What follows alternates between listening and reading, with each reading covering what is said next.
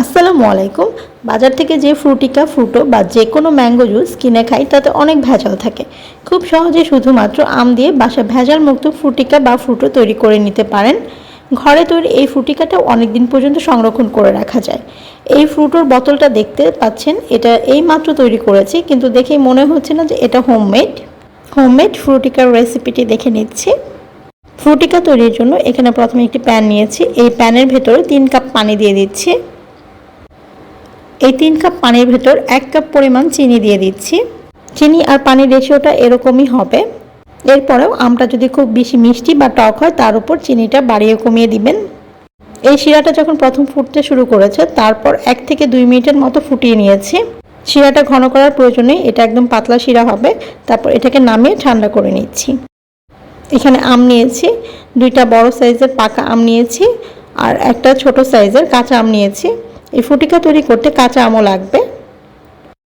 পাকা আমগুলোকে এরকম ছোট ছোট টুকরা করে কেটে নিয়েছি, আর যে একটা কাঁচা আম ছিল সেটাকেও এরকম ছোট ছোট টুকরা করে কেটে নিয়েছি। টোটাল এখানে 1 কেজি আম আছে। চুলায় আবার একটি প্যান বসিয়ে নিয়েছি। এর ভেতর যে আমগুলোকে কেটে রেখেছিলাম এই আমগুলোকে দিয়ে দিচ্ছি। এর ভেতর 4 কাপ দিয়ে মেপে 1.5 কাপ পরিমাণ পানি দিয়ে দিচ্ছি। আমগুলোকে ঢেকে সিদ্ধ করে নিব। 10 থেকে 15 মিনিট পর ঢাকনাটা খুলে দেখছি। একটু চেক করে দেখলাম যে আমগুলো সিদ্ধ হয়ে গেছে। চুলা থেকে আমগুলোকে নামিয়ে ঠান্ডা করে নিব। এখানে খুব অল্প পরিমাণের আম দিয়ে অল্প পরিমাণ ফ্রুটিকা তৈরি করব বলে আমি এর ভেতর কিছুই দেইনি সংরক্ষণ করে রাখার জন্য। যারা বেশ কিছুদিন এই ফ্রুটিকাটাকে ঘরে সংরক্ষণ করে রাখতে চান তারা এর ভেতর 1 কেজি আমের জন্য সাদা সিরকা দিবেন 4 চা চামচ। সিরকা ইউজ করলে ফ্রিজের নর্মাল চেম্বারে রেখে 1 থেকে 2 মাসের জন্য এই ফ্রুটিকাটাকে স্টোরেজ করে রাখতে পারবেন। আর যদি এই ফ্রুটিকা বছর জুড়ে সংরক্ষণ করতে চান তাহলে অবশ্যই ডিপ ফ্রিজে রেখে সংরক্ষণ করতে হবে। একটা ব্লেন্ডারে জগ নিয়েছি, এর ভেতর এই ঠান্ডা করে রাখা আমগুলোকে দিয়ে দিচ্ছি।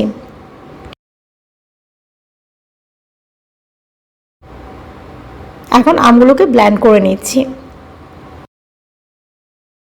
এরকম আমের একটা ঘন জুস তৈরি হয়েছে। একটা স্ট্রেনারের ভেতর এই আমের ঘন জুসটাকে ঢেলে দিচ্ছি। যদিও এর ভেতর খুব বেশি ছাঁকা নেই, তারপর এটাকে একটু ছেঁকে নিচ্ছি। চামচ দিয়ে চেপে চেপে এটাকে ছেঁকে নিচ্ছি। দোকানের মতো পারফেক্ট ফ্রুটিকা চাইলে এটাকে অবশ্যই এভাবে ছেঁকে নেবেন। ছাঁকার পর এখান থেকে সামান্য একটু আম বের হয়েছে।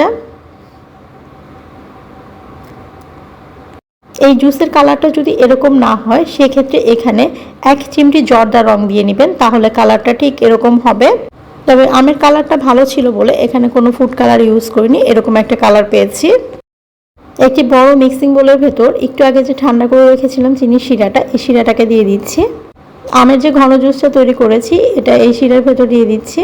তবে এটা একবারে ঢেলে দিব না, অর্ধেকটা দেওয়ার পর প্রথমে মিশিয়ে নিব। এরপর এটাকে সবটুকু এর ভেতর ঢেলে ভালো করে মিক্সড করে নিব। আমের জুস আর চিনির শিরাটাকে ভালো করে মিশিয়ে নিচ্ছি। ফ্রুটিকা একটু ঘনই হয়, তো এটার ঘনত্বটা কেমন হয়েছে এটাও আমি দেখিয়ে দিচ্ছি। এটার ঘনত্বটা এরকম হয়েছে, আর এটা কিন্তু একটু ঘন জুসই হবে। তৈরি হয়ে গেল এই ফ্রুটো বা ফ্রুটিকা। এটাকে একটা জগে ঢেলে ফ্রিজে রেখে ঠান্ডা করে নিচ্ছি। ঠান্ডা ঠান্ডা খেতে এটা খুব ভালো লাগে। এই ফ্রুটিকা ঠান্ডা হওয়ার পর বোতলে ভরে নিয়েছি আর গ্লাসে ঢেলে নিয়েছি।